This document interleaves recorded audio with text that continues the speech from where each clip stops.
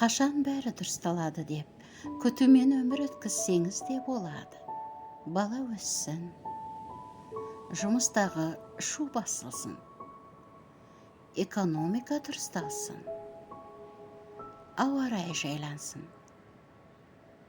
белім ауырғаны қойсын деп жүре беруге болады. Бірақ адамның бәрі бірдей емес. Бізден ерекшеленетін адамдар бар. Олар ешқашан сол бір қой үстіне бозторғай жұмыртқалайтын бейбіт уақытты күтіп зарықпайды. Ондай уақыт ешқашан өздігінен келмейтінін біледі.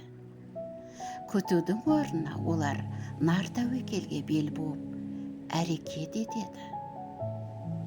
Ақшасы болмаса да, ұйқы қысса да, аш қалса да, үйі жиналмай жатса да, далада қар жауып тұрса да, әрекеттен бас тартпайды.